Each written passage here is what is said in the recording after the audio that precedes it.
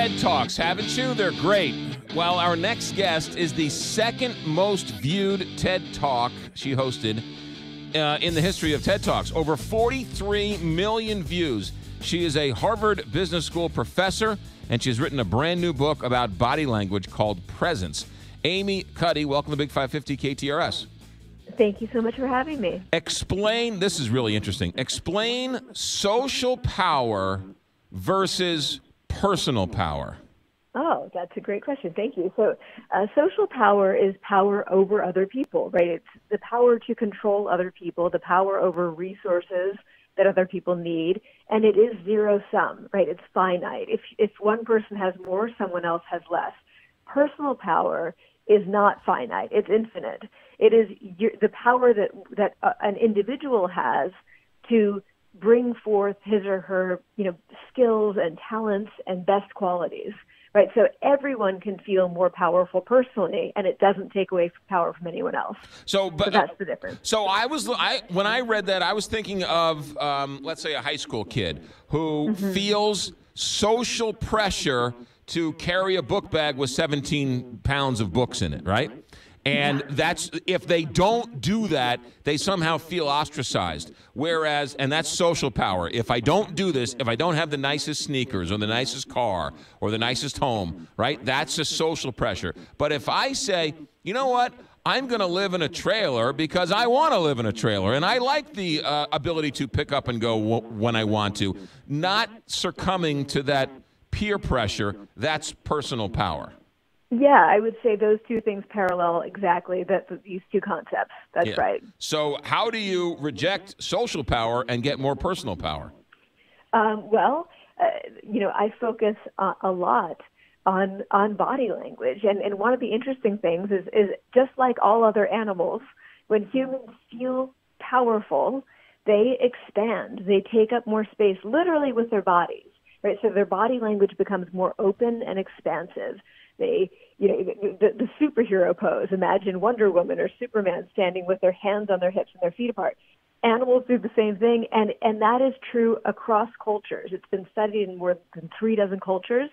We've got the perfect moment for this now. Watch the Olympics. What happens when someone crosses the finish line in first place? They throw their arms up in the air into the victory pose. They lift their chin. They use expansive posture. Now, the interesting thing is that you can reverse engineer that.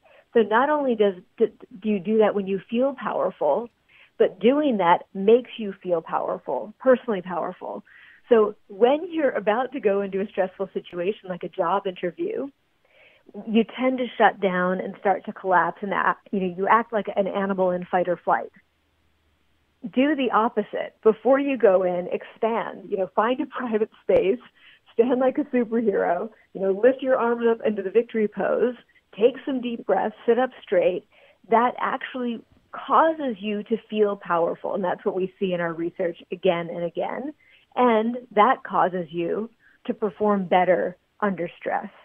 It calms you, it makes you happier, and it makes you feel more self-confident. So a salesperson walking into a meeting, they take 5 minutes and they go off to a corner and do some type of victory ritual dance. Everyone might laugh at them, but they feel more confident going in and have a better chance of getting the sale. That's right. They do. What we find is that when people do that before going into something like a job interview or into a sales pitch, there are a few qualities that change in how they present themselves. The first one is that they believe their story. They clearly buy what they're selling. And if you don't buy what you're selling, why would anyone else?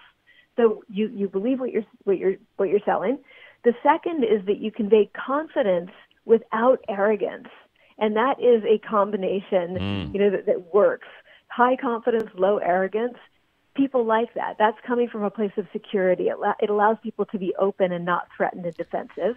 And the last is that when you go into those situations feeling personally powerful, your body language matches the words that you're saying. You become harmonious in your communication.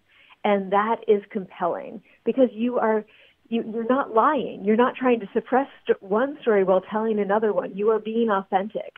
And so all of these pieces come together, making you more compelling. You find that people who convey these qualities are more likely to get the job. they're more likely to get the money, they're more likely to be admitted to the college, but also they're more likely to perform well in the job. So it's signaling something that's meaningful. Amy Cuddy is our guest. The book is called Presence, Bringing Your Boldest Self to Your Biggest Challenges. What'd you say, being confident without being conceited? Was that your line? Confidence. I call it confidence without arrogance. And you can learn that. You can get that even if you don't have any confidence and you're too arrogant. You can work your body language so that you have more of that walking into whatever situation. Well, I think you have to drop the arrogance in order to be open to learning this. But yeah, I think what people don't realize is that the confidence really is more of a tool. Arrogance is a weapon, right? Arrogance is something that we use when we don't have confidence, but we want to prevent people from challenging us, right? So we put this wall up, and the thing is, people don't challenge you if you're arrogant because they don't want to hang out with you. They want you to leave. Confidence invites a kind of dialogue that's more constructive. When people are truly confident, we sense that, and we're able to ask them questions. You don't have to have all the answers when you go into these situations.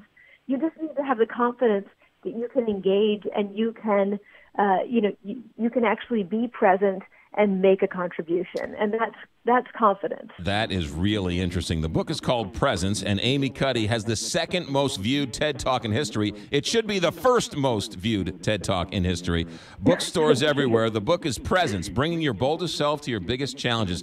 Amy Cuddy, thank you for some good insights. Good luck with the book. Thank you so much.